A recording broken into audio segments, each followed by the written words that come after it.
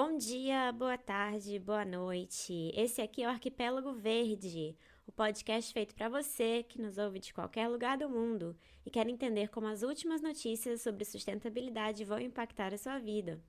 Meu nome é Leila Figueiredo, falando de Aotearoa, Nova Zelândia, e junto comigo nesse programa está Lívio Mairi, falando de Basel, na Suíça.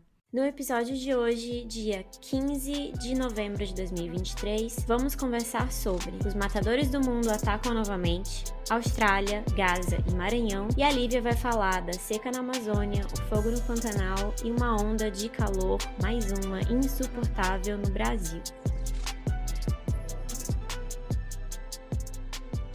Queria só comentar pro pessoal que a gente teve esse hiato gigante entre um episódio e outro, porque eu fui pro Brasil pela primeira vez em 5 anos. Uhul! Foi uma viagem 100% caótica. A Lívia acompanhou um pouco do caos, deu dizendo, eu não tenho tempo pra nada, peraí, amiga, daqui a pouco eu te respondo. E aí se passavam 4 dias, mas foi muito bom rever várias pessoas, rever a família. Eu vou falar um pouquinho dessa viagem aqui no episódio. Bom, mas antes da gente começar e antes de eu trazer as notícias mais atualizadas, né, do que está acontecendo em relação à sustentabilidade, eu queria começar registrando duas desgraças, falar de duas desgraças que não parecem, mas que estão muito conectadas, tá? A primeira, gente, é que eu queria deixar aqui a minha revolta com o assassinato de seu Doca, que era um líder quilombola do quilombo de Jaibara dos Rodrigues, que fica no território quilombola de Monte Belo, lá em Itapecurumiri, no Maranhão. E esse assassinato aconteceu no dia 27 de outubro. O seu Doca era o presidente da Associação de Moradores do Quilombo e ele foi assassinado por 2 caras numa moto que chegaram atirando. E isso aconteceu na frente da filha do seu Doca. Monte Belo, gente, pra quem não sabe, é um quilombo em Itapecurumiri, né? Uma cidade que fica pertinho da capital do Maranhão, São Luís. E Monte Belo é rasgada pelo progresso, o desenvolvimento e tudo mais que a colonialidade e a modernidade trazem pra gente, né? Esse quilombo nunca teve suas terras efetivamente reconhecidas pelo poder público, já que o Estado brasileiro se recusa a lidar com a ideia e o direito de propriedade coletiva dos povos e comunidades tradicionais. Só para vocês terem uma ideia, Monte Belo teve todo o trâmite na Fundação Cultural Palmares feito em 2005 e ainda hoje não há a titulação, demarcação dessa terra quilombola. E aí, gente, o Estado brasileiro, que foi criado para fazer esse tipo de coisa, não falhou. Eu acho importante a gente falar isso, porque quando a gente usa o discurso de que houve uma falha, fica parecendo que em outros territórios essa modernidade, o desenvolvimento e a extração e exploração desenfreada de, entre muitas aspas, recursos naturais, deu certo. E o que a gente tá vendo no mundo inteiro é que não deu certo. A segunda questão que eu quero falar aqui, e tá também relacionada com o que eu falei inicialmente, é sinalizar o meu apoio total à causa palestina. Eu acho que é importante a gente demarcar isso. O colonialismo não é complicado. Eu tenho visto muita gente dizer, nossa, mas essa questão é muito complicada. Não é, o colonialismo não é complicado. Quando os portugueses e os espanhóis chegaram em Abiala, chegaram na América, vocês acham que o pessoal estava dizendo, ai, não, isso aqui é muito complicado, tem os dois lados, peraí. Então não é assim, gente. A desumanização de populações não brancas, racializadas e povos tradicionais não é defesa de um Estado. E no mundo inteiro temos territórios que são alvo de ataques do grande capital, dos estados colonialistas, por serem ricos naquilo que chamamos de recursos naturais. Para quem não sabe, gente, a Palestina, tanto a Cisjordânia quanto a faixa de Gaza, é rica em petróleo e gás natural. Tem relatórios da ONU falando sobre isso. A região da Palestina ela foi esquartejada no início do século XX pelas metrópoles europeias. E o próprio presidente dos Estados Unidos de hoje, né, o decrépito Joe Biden, um criminoso de guerra quanto mais, ele falou lá em 1986, quando ele era congressista ainda, ele disse assim, abro aspas, Israel foi o melhor investimento de 3 bilhões de dólares que os Estados Unidos já fizeram. Se não existisse Israel, teríamos que inventar um para proteger os interesses dos Estados Unidos naquela região. Fecha aspas.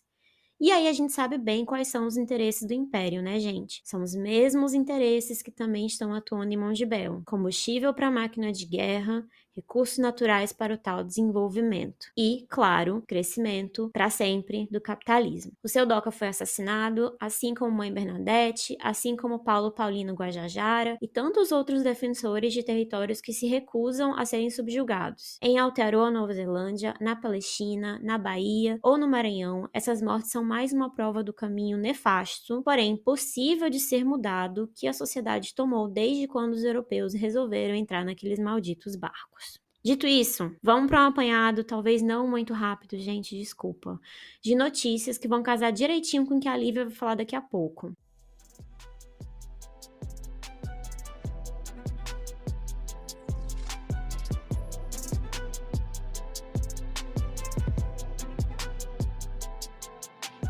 Eu não sei se vocês estão acompanhando, também não sei se Lívia viu isso, mas essa semana aconteceu um negócio meio bizonho. Foi o seguinte: a Austrália e Tuvalu assinaram um acordo bilateral que teve a mudança do clima como foco. O ponto mais chocante desse acordo foi o de mobilidade especial para cidadãos de Tuvalu que queiram viver na Austrália. Ah, Leila, mas o que é Tuvalu? Gente, Tuvalu é um país que era feito de 11 ilhas, aqui em Temoana, no Iaquio, aqui no Oceano Pacífico. Bom, eram 11 ilhas, hoje em dia só são 9. Tuvalu é um dos países que está desaparecendo por conta das mudanças climáticas, da crise climática. A partir de agora, o maior país em território não aquático do continente, né, da Oceania, que é a Austrália, vai deixar que 280 cidadãos de Tuvalu migrem para a Austrália por ano. 280. Isso significa que levaria 40 anos para a população inteira de Tuvalu estar segura vivendo na Austrália, com terra firme sobre os pés. Assim, fala sério, né? Inclusive, você vai ler o acordo e eles estão usando um termo, eu não vou saber o termo agora, gente, desculpa,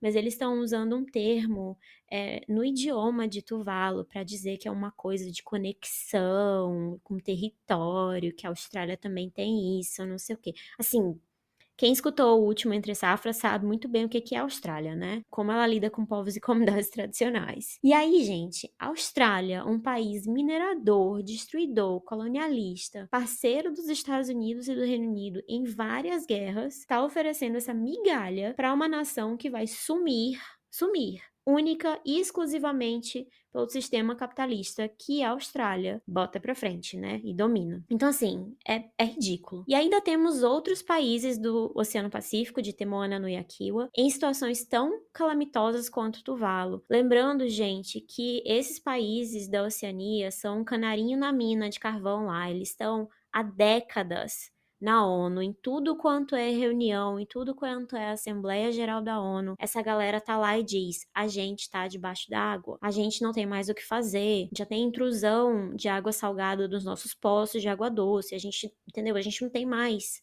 como viver ali. E nada acontece. Nada não. Agora a Austrália, claro, maravilhosa, vai deixar 280 pessoas morarem lá, porque ela é muito boazinha. E aí, gente, considerando a forma como a Austrália trata povos racializados, eu até já consigo imaginar como esses primeiros migrantes climáticos vão ser tratados na Austrália. De Kiribati tem, inclusive, um documentário bem interessante da luta que eles travaram e todas essas reuniões que eles vão todo ano, toda a COP. Fala, olha, gente, estamos aqui. Só falta ele com uma máscara de mergulho para né, ao invés de terno. Mas tem um documentário, eu não lembro de fato o nome, mas quem colocar no YouTube Kiribati, com K, com certeza acha. É interessante ver. Sim. Eu não vou trazer aqui porque eu achei impactante demais, mas eu vi, essa semana foi divulgado um ensaio fotográfico em Fiji. Das Ilhas do Pacífico, Fiji é talvez uma das mais famosas, né? Mas são pessoas com roupa de dia a dia, sentadas num sofá ou deitadas numa cama, debaixo d'água. Então, são habitantes de Fiji fazendo como se fosse coisas do dia a dia, só que assim, a 10 metros de profundidade. E eu vi isso e eu fiquei toda arrepiada, porque é uma coisa assim que antes era inimaginável, né? Agora não é mais. Essas pessoas estão vivendo isso. E quando você escuta falar de alguns desses lugares, Fiji, Tonga, Nova Caledônia e tal, é sempre no contexto de turismo. Nossa, as praias tropicais maravilhosas, não sei o quê. Mas essas pessoas estão perdendo tudo, né? Então, assim, é muito impressionante o que tá acontecendo aqui na Oceania. Mas, enfim, já que estamos falando de novo de quem matou o mundo, eu queria trazer para vocês essa informação que parece muito localizada, parece que é só no Maranhão, mas não é, tá? Porque tem muitos impactos em outros locais. Vocês sabiam que a Companhia de Gás do Maranhão, com o nome menos original possível, Gasmar, quer explorar petróleo na margem equatorial da Amazônia também? Não é só a Foz do Amazonas, não, queridos. O Maranhão também tá entrando nessa briga. Desde 2013 já tinha essa conversa. E agora a gente já tem várias entrevistas, várias tititi, várias conversinhas e documentos mostrando que essa exploração vai começar. E aí, quem é maranhense, gente, talvez se lembre daquela pataquada do Ike Batista lá em Santo Antônio dos Lopes, que é uma cidadezinha no interior do Maranhão, onde esse bilionário falou: aqui tem metade da Bolívia em gás natural. Depois ele faliu, teve todo aquele problema, não sei o quê, mas a exploração começou, né? A cidade teve uma reviravolta lá na cidade. E ele começou essa exploração lá em 2010, né? Para extração de gás natural. Além dessa exploração em Santo Antônio dos Lopes, o Maranhão já tem outras áreas de exploração de gás lá para as bandas da Bacia do Parnaíba. E é justamente nesse estado onde o herói da esquerda, o grande debochado Flávio Dino, do desenvolvimentismo, do Ai, neoextrativismo, né? senhor. Nossa, sustentabilidade. Foi governador por 8 anos. Olha lá de quem vocês são fãs, hein? Agora, a galera da Gasmar quer explorar gás natural pelo mar, pela bacia de Barreirinhas. Barreirinhas, para quem não conhece, aula de geografia. Barreirinhas é a cidade principal, a cidade porta de entrada para os Lençóis Maranhenses. O Parque dos Lençóis Maranhenses é conhecido no mundo inteiro.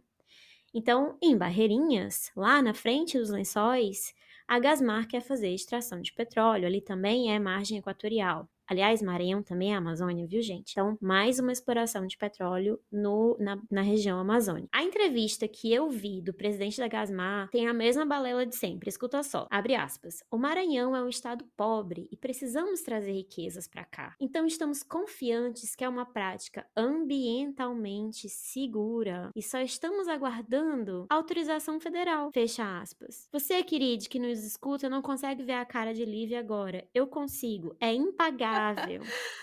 Porque Ai, meu assim, Deus. É que gente, assim, a gente que estuda, eu sempre falo isso, mas parece prepotência.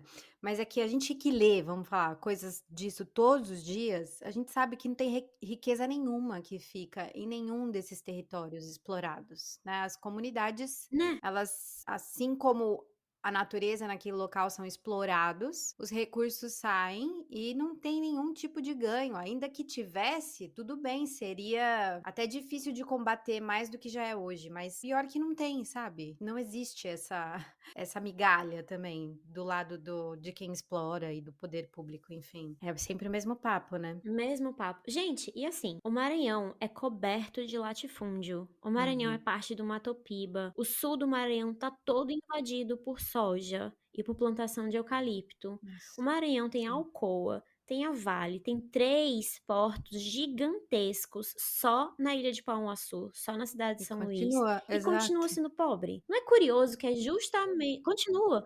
É muito curioso que é justamente o projeto extrativista desse alecrim dourado da Gasmar. É que o que me irrita, além de tudo, nessa situação, é achar que as pessoas são burras. Entendeu? Assim, não, gente, olha, tem 1000 coisas aqui, mas é essa uma que vai solucionar todos os problemas. O Maranhão vai virar uma Noruega de qualidade de vida. Entendeu? Assim, sabe? E outra coisa, né? Agora estamos num governo neoextrativista que apoia a extração de petróleo, de gás natural e tudo isso na margem equatorial, né? Lá na Amazônia. Vai Então, passar. É vai isso que passar, né? nossa, é isso que me Será? deixa Vai passar. revoltada no nível de queixo caído, porque com a Marina lá com outros representantes ambientais ou ambientalistas, né. Lá, a gente sabe que tem dias Uhum. contados. A Foz do Amazonas, desculpa, e também outras regiões ali, né, como essa que você está falando. Vamos parar onde? Pois é. Onde É vamos parar? não vai, né. Não vai parar, porque o presidente da Gasmac sabe o que ele tá fazendo, entendeu. É o Ike Batista que sabe o que ele tá fazendo, a gente, coitada, a gente não sabe de nada, né. E aí, ai meu Maranhão, vamos lá.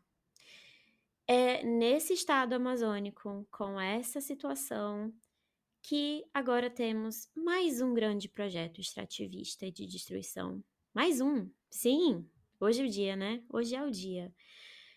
O governo estadual está apoiando a construção de um novo terminal portuário e uma estrada de ferro para conectar a produção de commodities no centro-oeste brasileiro com o Mato Piba, com os minérios que vêm do norte e também, provavelmente, com esse gás natural e petróleo lá na região equatorial, na margem equatorial. Sim, amigues, vai ter mais uma ferrovia medonha rasgando o território maranhense e cortando terras indígenas, quilombolas e de toda sorte de população racializada. Porque veja bem, mas essa ferrovia é uma que não passa pelos bairros ricos de São Luís. Se você mora na península, que é um monte de prédio onde não há água potável, sim, os prédios eles têm. Aliás, um parênteses, porque eu preciso contar isso pra Lívia. Agora que eu descobri isso, eu preciso contar para todo mundo, Brasil. A península é a região de maior poder aquisitivo de São Luís, né, onde tudo custa muito caro, o poder público faz um monte de praça, espigão e ciclovia, não sei o quê. Os prédios têm apartamentos que custam a partir de R$ 1 milhão. Sim, a partir. Com 4, 5, 6 vagas na garagem, inclusive vagas blindadas. Porém, tem mais uma vaga em todos esses prédios. É a vaga do carro-pipa, do caminhão-pipa. Porque a região não tem acesso. Muita inteligência, né? Ai, meu Deus. A É muita região tem inteligência. problema com a água. Impressionante. É muita inteligência. E todos os prédios foram construídos exatamente em cima de um lençol freático, então vários deles estão Afundando. Uhum. implodindo, já teve vários alongamentos, afundando, já teve um monte de alongamento, e é Ferrari que é perdida com alongamento, enfim. E aí lá não tem ferrovia passando, entendeu? Então a galera que mora na península pode dizer: "Nossa, mas mais essa ferrovia, mais essa extração de petróleo, mais esse porto, isso aí com certeza vai deixar o Maranhão mais rico". Como se para eles fizesse diferença, né, porque eles estão tudo com filho em escola bilíngue e indo passar férias na Disney, na Europa, no Pacífico, entendeu? Mas enfim.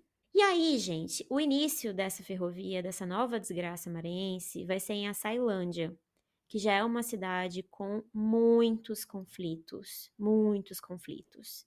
E o fim dessa ferrovia vai ser no novo porto, que vai ser construído na Ilha do Cajual. Ah, eu não sei o que é a Ilha do Cajual, mas talvez você lembre da palavra Alcântara, do município Alcântara. Lívia lembrou. Alcântara, gente, tem uma das maiores comunidades quilombolas do país.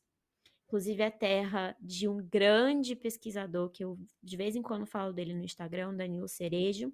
E Alcântara é o mesmo local, o mesmo território quilombola, onde fica a base de lançamento de foguetes. Então, assim, é mais uma coisa acontecendo em um dos maiores territórios quilombolas do país.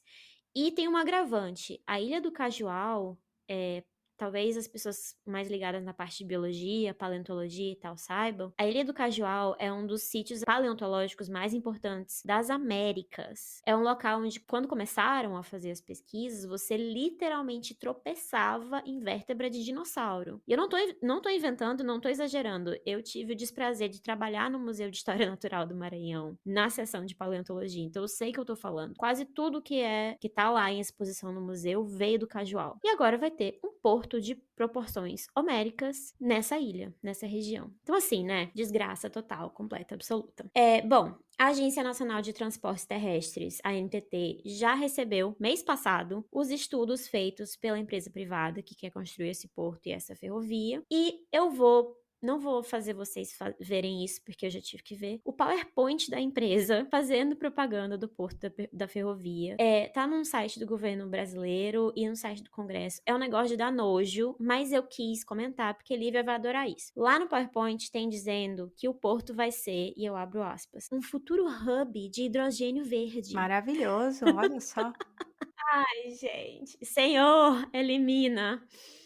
Então, fica aqui a minha tristeza, a minha raiva. E um grande abraço pro meu amigo Feito Sal, que vem me alertando sobre esse porto há muito tempo. E foi agora pra esse episódio que eu parei, sentei, respirei fundo e fui ler bastante sobre mais essa desgraça no território maranhense. E aí, gente, vocês me conhecem, eu não tinha me programado pra falar nada disso. O assunto de hoje ia ser a poluição do ar em São Luís, capital do Maranhão, que atingiu níveis absurdos. Lívia é de São Paulo, São Luís está com a poluição do ar pior do que São Paulo. Para vocês terem uma ideia, os níveis de emergência de qualidade do ar são ultrapassados diariamente em 2022 para mais de 500 vezes. Então, pelo menos uma vez por dia, a qualidade do ar está em níveis emergenciais por conta da emissão de ozônio e dióxido de enxofre. Isso numa ilha que tem a Vale, tem a Alcoa, 3 portos, siderúrgicas e que acaba de aprovar um plano diretor criminoso que aumenta a zona industrial da ilha e acaba com zonas rurais que ainda tem até nascente d'água. Eu sei porque eu fui professora de alguns estudantes que moravam ao lado de nascentes. E aí, como eu já tô estourando o tempo, eu deixo para vocês a dica de moda de acompanhar as reportagens e entrevistas daquela maravilhosa Agência Tambor. Eu vou deixar no descritivo aqui do episódio, bem como procurar as oficinas, palestras e audiências públicas, onde o advogado Guilherme Zagallo e o pessoal do Movimento em Defesa da Ilha falam com muita propriedade sobre mais esse assunto tenebroso. Passa o isso. bastão. Vou passar pra Lívia, porque ela com certeza vai falar de coisas mais tranquilas e enfim, exatamente. né? A minha fala de abertura não tem como a gente fazer um episódio leve, oba-oba. Pra você ter uma noção como vai ser bem mais tranquilo. Isso que a gente se encontrou pra gravar aqui o episódio de como eu tava triste, desanimada, tentando me manter em pé aqui, não fugir para as montanhas, que tem várias aqui do meu lado. Mas é impossível fugir para as montanhas aqui, né? Porque é caro morar nas montanhas. Por enquanto, quem sabe daqui uns 50 anos, não vai Olha, mais ter neve. o fato não é nem da neve, viu? É a questão do isolamento, assim, que não. Mas claro, ter uma neve ali, né? Puxar a torneirinha, abrir água potável, só para os ricos. Né? Bom, minha contribuição hoje vai ser praticamente ou estritamente climatológica. É claro que nada é estritamente climatológico, tudo é político, né? Mas eu acho importante esse update aqui, climatológico, para a gente entender os fenômenos que a gente está vivendo no Brasil, que são vários. E o que eu percebo, assim, lá nas minhas redes é que as pessoas ficam confusas. E uma hora tem onda de calor, outra hora tem ciclone, outra hora. E aí, claro, a confusão as pessoas já entendem que também essa confusão de eventos também é um resultado das mudanças climáticas e do aquecimento global, mas as pessoas não entendem a origem dos fenômenos e como é que eles se mudam, né? Agora esqueci a palavra, se intercalam entre eles tão rápido e como é que tem causado várias tragédias, né, onde as pessoas são impactadas diretamente. Bom, apesar, né, eu querer entender ou explicar melhor esses fenômenos no Brasil, apesar de que eu não tô no Brasil nesse momento, eu vivo isso junto, não na pele, porque eu não tô lá, mas eu vivo todos os dias, porque além de estudar isso, eu fico vendo o que acontece. Eu tô muito ligada no Brasil, né? Às vezes eu costumo brincar com meu marido que eu estou aqui só de corpo, porque a alma ainda tá no Brasil, porque eu faço tudo com o Brasil, né? Eu trabalho com o Brasil, estudo sobre o Brasil, enfim. Mas estou aqui em outro território. Bom, a seca na Amazônia, agora ontem eu publiquei um vídeo sobre isso, está rolando uma intensa temporada de fogo no Pantanal. O Pantanal está tostando em chamas de novo, tem vários brigadistas lá lutando contra o fogo e também está rolando essa onda de calor, ainda hoje no Brasil, está se enfraquecendo agora, mas está atingindo o Brasil nessa semana e ela já é tiveram mais ou menos umas 3 ondas de calor, né? Em setembro passado, teve uma super forte também. E esses são todos eventos que têm relações muito importantes. E o que a gente precisa frisar aqui sempre, né? Primeiro é essa relação com o El Niño que está acontecendo, que declaradamente, ou cientificamente falando, melhor dizendo, já é considerado um El Niño forte. O que acontece ali no Oceano Pacífico, na linha equatorial, entre a Austrália, onde você está, e a costa leste ali da América do Sul, no Equador, esses outros países que circulam ali o Brasil do lado leste. E a segunda relação tem a ver, claro, com o aquecimento global, provocado pelo aumento das emissões de efeito estufa na nossa sociedade termofóssil, ou seja, viciada em petróleo, gás, óleo. A Leila trouxe aí essas questões de mais exploração desses minérios ali no Maranhão, mas isso é no mundo todo. E aí essa galera, chamar assim é melhor, lançam para a atmosfera, essas empresas desse setor e apoiados por governo, lançam essas milhares de toneladas, milhões de toneladas para a atmosfera, e isso tem nome, sobrenome e endereço. Isso chama indústria termofóssil e norte global, porque isso tudo é para alimentar esse nosso sistema, né? Onde de um lado tem os países centrais e do outro tem os países do sul global que ficam servindo esse sistema dessa maneira, né? Sendo explorados, espoliados, a natureza sendo degradada e etc. É muito importante a gente frisar que não são os seres humanos, essa coisa homogênea que o antropoceno martela todos Afe os dias na nossa Maria. cabeça e todos os É. dias, porque os seres humanos estão causando. Não.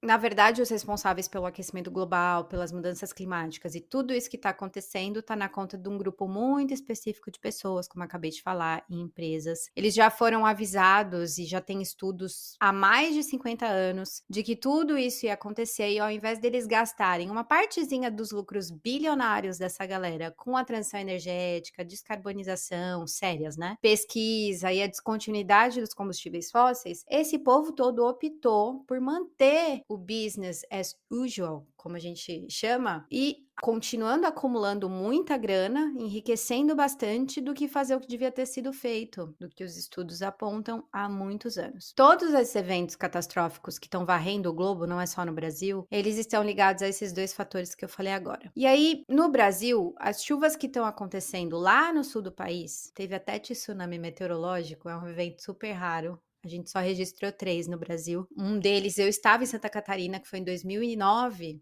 que aconteceu. Nossa. Em Santa Catarina acontece várias coisas, né? Mas tudo bem. Acontece várias coisas, né? Inclusive célula neonazista, Pois o é, filho de cara, também Bolsonaro tem essa morando parte lá, também. enfim. Desculpa. Não, em relação a questões meteorológicas mesmo. Enfim, que atingiu Santa Catarina em 2009, mas esse que atingiu agora também o sul do Brasil. A seca que está acontecendo na Amazônia, gravíssima, fazendo com que os rios imensos da região, é muito difícil olhar essas imagens, né? Acho que todo mundo que tá ouvindo aqui viu as imagens, obviamente, de rios imensos se tornando fios d'água, assim. Vários outros igarapés e outros braços de rio desaparecendo, literalmente. Essa seca, por outro lado, na verdade, assim, a seca na Amazônia também intensifica a temporada de fogo no Pantanal. Isso se retroalimentam, né? E só trazendo um dado aqui, o Pantanal já queimou 947 mil hectares, equivalente ao estado de Sergipe, agora, nesse momento aqui. Os dados do INPE é que a gente está com 164 mil focos de incêndio no país inteiro. A Amazônia está queimando, né? Você veio falar da qualidade do ar no Maranhão, e a gente viveu momentos dramáticos, eu digo brasileiros que estão em Manaus, viveram momentos dramáticos agora em Manaus também, com a decretação não, mas com a conclusão de que Manaus teve o pior ar do mundo. A gente tem um código que é que a gente levanta a mão, porque a gente tá se Não, vendo. eu Por queria. isso que eu fiz uma pausa, porque eu vi ela com a mão levantada. Não, é que eu queria só trazer uma coisa. Eu não li a parte da Lívia do roteiro, gente. Ela não leu a minha, então não sei se ela vai falar disso depois. Já vou me desculpando caso ela fosse falar. Me assusta muito essa situação de Manaus. Além de todos os motivos do mundo, mas eu fico pensando muito no trauma, porque Manaus é uma localidade, um território tão impactado pela situação do Covid, que é uma doença né, também sistêmica, mas muito respiratória, né? E as pessoas morrendo com falta de ar e tal. E eu fico pensando que se eu tivesse vivido em Manaus naquela época, em janeiro de 2021, e eu estivesse agora em Manaus, eu ia estar em total desespero. Porque tem isso também, né? Como a crise climática, ela vai trazendo pra gente parece que vai sempre puxando algo que já aconteceu, algo que, enfim, né, que também é um trauma, e isso vai embolando e vai aumentando, e eu não tenho visto muito essa discussão. Se vê pouco falar de Manaus, né, não é eixo sul, sudeste, e eu ainda não tinha visto alguém falar, assim, sobre essa coisa do trauma de tá de novo vivendo uma situação onde você não consegue respirar, Tem né. vários eu não gosto de usar essa palavra influencer, mas só tenho essa para usar no momento, tentando fazer com que naquele momento, né, e agora também, porque agora ainda continua essa situação, mas tentando fazer com que essa mensagem chegasse no sul e no sudeste, né, para que as pessoas falassem sobre isso, mas existe um bloqueio, né, exatamente provocado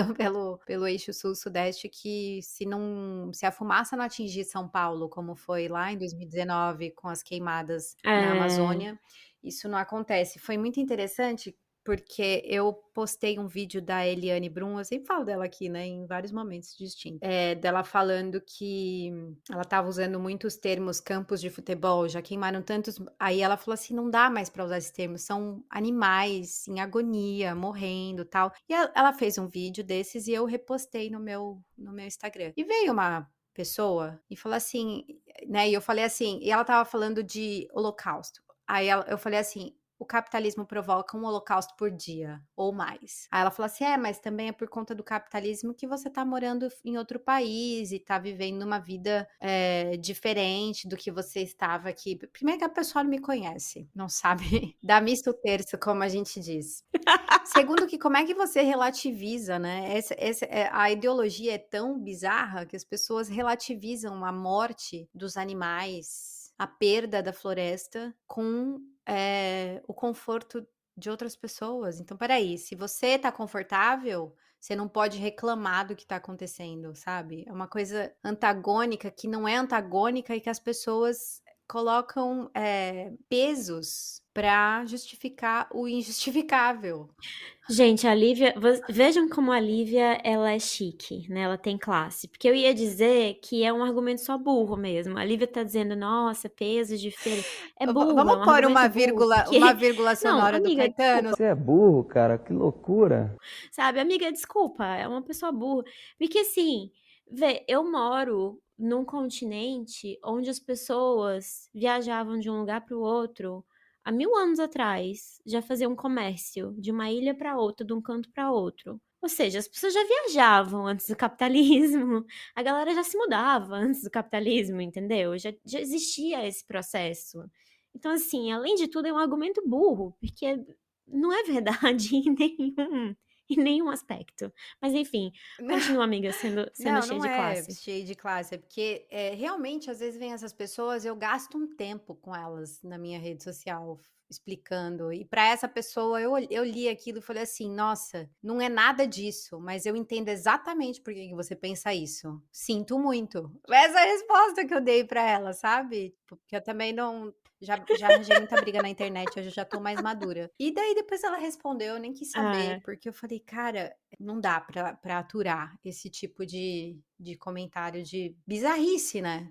Pessoa que é igual o pessoal que vem falar: "Ai, os negacionistas", eu falo: "Vai ler uma carta sinótica, meu filho, vai fazer um curso de meteorologia, vai ler mapa de temperatura, pelo amor de Deus, vai estudar Coriolis". Tudo coisa aí eu falei assim, aí eu fiz o comentário lá, fizeram comentário no meu vídeo, aí eu falei assim: "É, você com certeza já viu todos os mapas e cartas, desde as medições, e tá afirmando isso com muito conhecimento de causa". Não, não dá, não posso xingar, mas vale a gente É explicar que difícil. esses fenômenos todos que eu falei aqui agora, eles se retroalimentam e criam esse estado caótico que a gente tá vivendo agora. Então, o que está acontecendo? Um El Niño, como eu já falei, considerado um evento forte, que se expande ou que acontece ali no Pacífico tropical. Um evento dessa magnitude, do ponto de vista climatológico, ele é forte o suficiente para que exista uma resposta atmosférica profunda em todo o planeta. E por isso ele é um dos fenômenos climáticos mais importantes da Terra. Ele não tem muita previsibilidade. A gente estava em 3 anos de Laninha, já falei isso em outros episódios, e agora a gente começou um El Ninho. E os cientistas já estão falando que, enfim, a gente vai ter ali esse El Niño ainda por meados de 2024 e talvez o enfraquecimento ali em 2025. A influência do El Niño mexe com chuvas e temperatura em todo o planeta também. Ele impacta vários lugares do mundo. Em linhas gerais, o que acontece? Os ventos alísios, que são os ventos que sopram ali das regiões tropicais, uma localização mais específica, 30 graus no sul e 30 graus no norte, eles vão em direção ao Equador. Esses ventos em época de El Niño, eles se enfraquecem. E aí o que acontece? As águas que são esquentadas por radiação pelo sol ali nessa linha do Equador, quando não tem El Niño ou quando é uma fase neutra do El Niño, os ventos alísios sopram e acumulam essa água ali no oeste da Austrália. Com o enfraquecimento desses ventos, o que acontece? Essa água se espalha um pouco ali, falando de forma simples, se espalha ali na linha do Equador e um fenômeno que chama ressurgência não acontece, que é o quê? Quando essa água, quando tá normal ou em época de laninha que tá mais forte, esses ventos alísios sopram e acumulam essa água quente do lado oeste da Austrália, acontece esse fenômeno de ressurgência, que é a subida das águas frias que vem lá dos polos, principalmente trazido pela corrente Humboldt, ela sobe e aí isso traz mais matéria orgânica, aumenta a quantidade de peixes e tal. Em El Niño, essa ressurgência não acontece, e aí a água quente se acumula em toda essa extensão ali equatorial do Oceano Pacífico. Então, essa região equatorial ali, entre América do Sul e Austrália, fica quente, e isso muda esse regime de chuvas, porque as áreas de baixa pressão, que é essa ascendência do ar mais quente, se desloca nesse oceano. E aí, quais são os resultados, então, para o Brasil? Justamente, como essa área de ascendência de vento se desloca nessa região, começa a acontecer uma área de alta pressão na Amazônia. E quando você tem uma zona de alta pressão, isso é escassez de umidade, ou seja, não chove na Amazônia. Em cima da Amazônia fica uma areazinha ali de alta pressão que não traz umidade, justamente por esse deslocamento. Na verdade, não é um deslocamento, né? Um aquecimento maior ali da região equatorial. Por outro lado, o El Niño vai provocar mais umidade no sul do país, né? Essa questão do tsunami meteorológico tá ligado com isso. E um sudeste mais quente, um pouquinho ali em cima de Santa Catarina, o sudeste São Paulo, o centro-oeste ali vai sofrer um aumento de temperatura. Enfim, a gente tá aguardando aí esses últimos 2 meses, né? A gente tá em novembro e dezembro, mas já existe uma altíssima chance de que 2023 seja declarado o ano mais quente da história desde que os registros começaram. A gente está esperando novembro e dezembro para fazer a média, mas existe uma grande chance disso acontecer. Como é que, então, esse fenômeno do El Niño influencia nas ilhas de calor? Primeiro que a gente está tendo mais... ilhas de calor não, desculpa, gente. Nas ondas de calor. Ilha de calor é outro fenômeno. A gente está tendo mais ondas de calor e com mais frequências. Isso é uma consequência do aquecimento global e das mudanças climáticas. Para a gente ter uma ideia... Rio de Janeiro teve a sensação térmica ontem de 58,5 graus. Os termômetros estavam marcando 35,5, mas a sensação térmica era de 58,5 graus.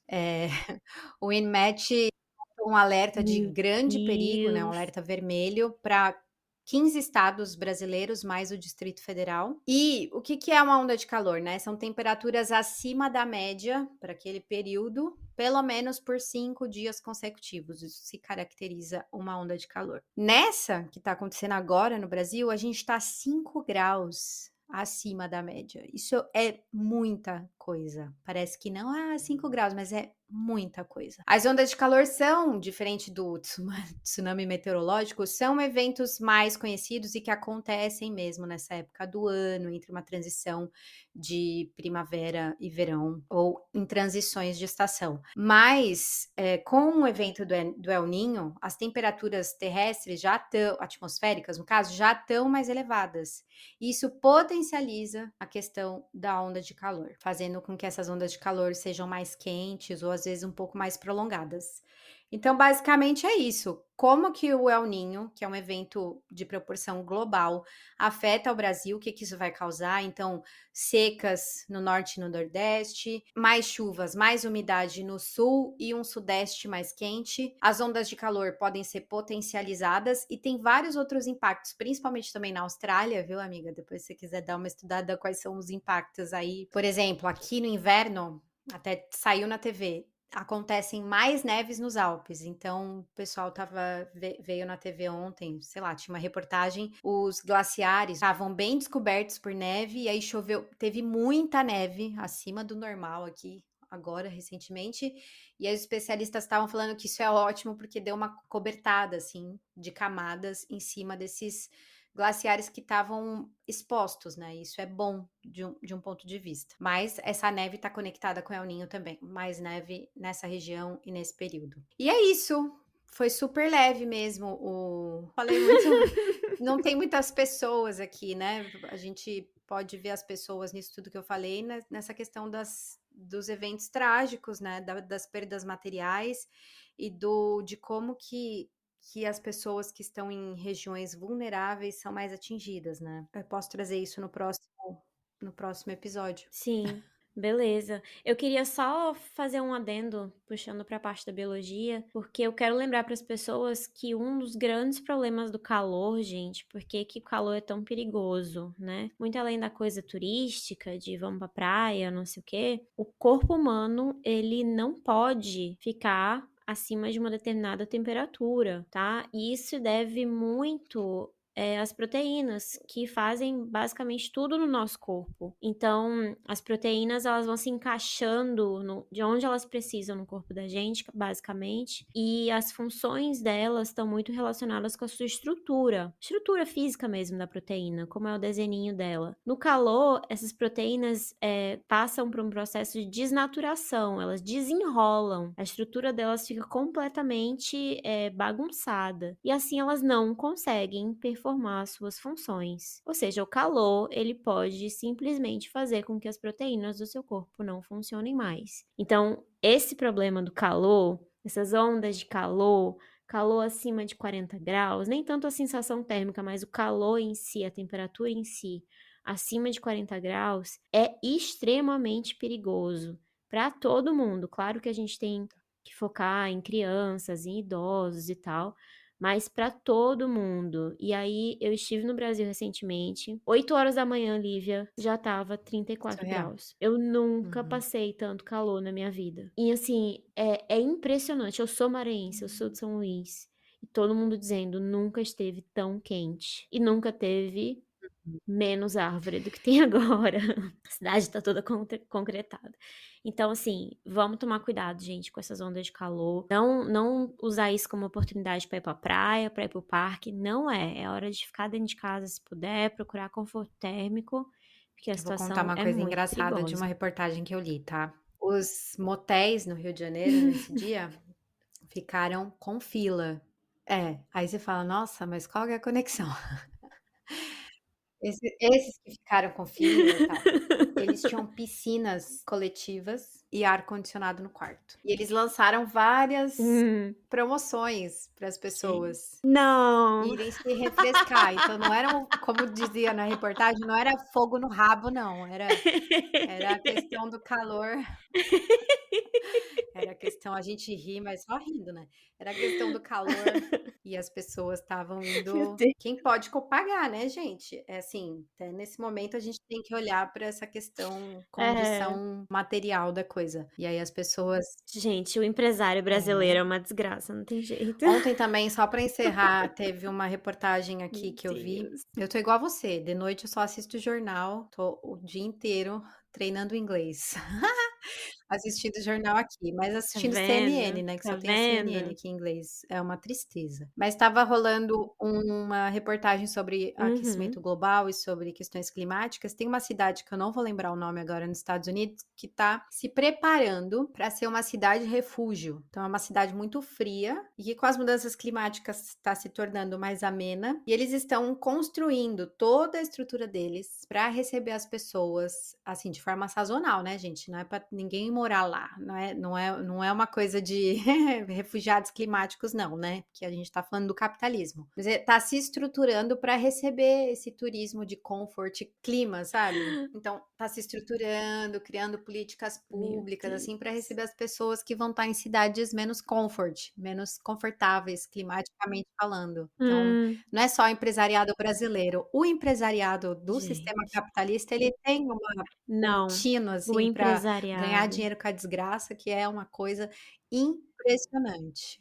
É, Vamos nossa. encerrar com as indicações, para não Bom, perder a ternura? vamos, porque assim, não dá. Hoje eu vou indicar a União das Comunidades Negras Rurais Quilombolas de Itapecuru-Mirim, a Uniquita. E por que que eu vou indicar a Uniquita em particular? Todo dia eu escuto aqui em Aotearoa, Nova Zelândia, que os humanos são assim, já não dá mais, blá blá blá. Inclusive a Lívia mencionou isso, né, nesse episódio falando do tal antropoceno. E aí, gente, são pessoas como o seu Elias, Anacleta, Leleco, Zica e várias outras pessoas maravilhosas, como essas das comunidades quilombolas de Itapecuru-Mirim, que me mostram que não tá tudo acabado, que existe sim um horizonte lindo que nós podemos e devemos alcançar. E eu tô indicando a Uniquita em particular hoje, porque eu estive com algumas dessas pessoas nessa minha passagem relâmpago pelo Brasil no início do mês, e é difícil até descrever a emoção que eu senti de estar lá, porque foram muitas emoções, assim. Foi uma mistura de honra em finalmente conhecer essas pessoas ao vivo, né, que me ensinaram tanto, de poder abraçar todo mundo, almoçar junto, rir da bagunça das crianças, comer manga. Também senti o encantamento de ver a escola da comunidade toda pintada com imagens de orixás, com cada sala tendo o nome de uma liderança negra histórica. Também teve uma tristeza indizível, assim, de estar lá dias depois do assassinato do seu Doca e saber que tinha gente indo lá pro território, tanto para Santa Rosa quanto para Monte Belo, para tentar se aproveitar da situação. E por fim, eu acho que uma raiva enorme de estar o tempo inteiro, o dia inteiro que eu passei por lá, falando com o pessoal da Nikita, ouvindo o barulho atordoante dos carros cortando a BR-135, que aliás o DENIT quer duplicar, o tempo inteiro. É, a tristeza de ver a estrada de ferro Carajás da Vale passando ali atrás do quintal das pessoas. E antes da gente começar a gravar, eu tava até comentando com a Lívia que, apesar da gente passar o dia inteiro escutando as pessoas dizerem, ai, não dá mais pra fazer as coisas, ai, agora já era, não sei o quê, eu cheguei em Santa Rosa dos Pretos e você escuta esse barulho atordoador, atordoante. Tá na beira da casa das pessoas. Foram as pessoas que chegaram primeiro, não foi a BR, né? Então a BR que cortou todo mundo. Mas quando você passa pro quintal das casas, tem umas árvores de 300, 200, 400 anos. E as pessoas estão lá sentadas na varanda, construindo teias, fazendo pontes e lutando e realmente fazendo o enfrentamento. E essas pessoas me mostram todo dia o trabalho da Uniquita, o trabalho de vários desses grupos que a gente indica aqui, me mostram que existe sim muita luta, que tem muita coisa para fazer e que são justamente as pessoas que não fizeram nada para criar essa situação, as que estão colocando a cara a tapa, estão colocando seus corpos, suas vidas, tudo que elas têm para salvar o que ainda pode ser salvado. Então a gente não tem o direito de desistir, de esmorecer, a gente tem que continuar e tem que estar do lado dessas pessoas. Então é isso, acompanha a Uniquita no Instagram, eles têm vários projetos legais, agora dia 20 vai ter uma ação pro 20 de novembro, então eu convido todo mundo a acompanhar o que eles estão fazendo e fortalecer essa luta. É isso.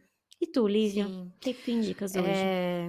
Só um parênteses, quando você estiver bem desmotivado, odeio essa palavra, mas desanimado, faz uma pausa, né? Tô falando isso pra mim mesma. Fica uma semana longe das redes e depois volta. Tenta achar um gás em outras questões e volta, porque a gente precisa de todo mundo bem ativo, atento e na luta, né? Bom, minha indicação é de uma organização sem fins lucrativos que eu conheci numa conferência aqui na Suíça, que se chama Instituto de Referência Negra Peregum. Eu fiquei um pouco sensibilizada com essa organização. Eles têm 4 eixos de atuação na sociedade, que é educação popular, proteção e cuidado, incidência de política e litigância estratégica, climicidade. Então, eles são um movimento de ação política que busca a garantia de direitos essenciais à população negra e periférica, e eles atuam em cooperação com diversas organizações da sociedade civil, construindo estratégias de enfrentamento ao racismo estrutural e pautam uma sociedade antirracista, racializando o debate público. Eu vi a Gisele Brito falando,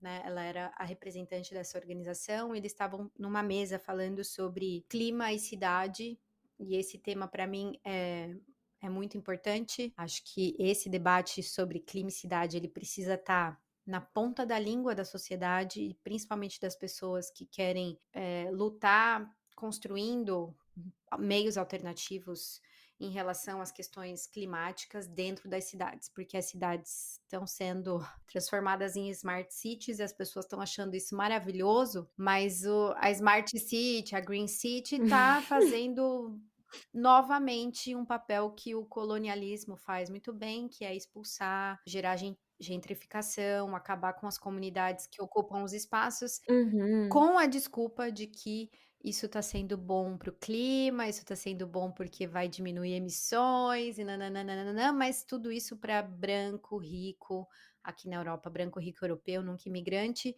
e fora, no sul global, no Brasil, por exemplo, para os ricos que vão comprar os prédios inteligentes, mas enquanto isso, a periferia está sofrendo com questões térmicas e também de expulsão e de questões que ainda estão zero resolvidas na nossa sociedade, que tem a ver com racismo ambiental e etc.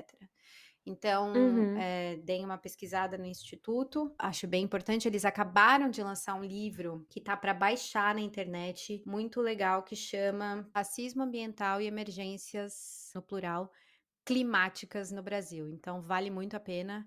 Essa é a minha dica de hoje. Claro, feito por pessoas incríveis, ali na linha de frente, na luta. E é isso, Leila. Nos vemos no próximo episódio. Nos vemos no próximo. Se cuidem. Beijo, gente. Esse foi o Arquipélago Verde. Muito obrigada por nos ouvir.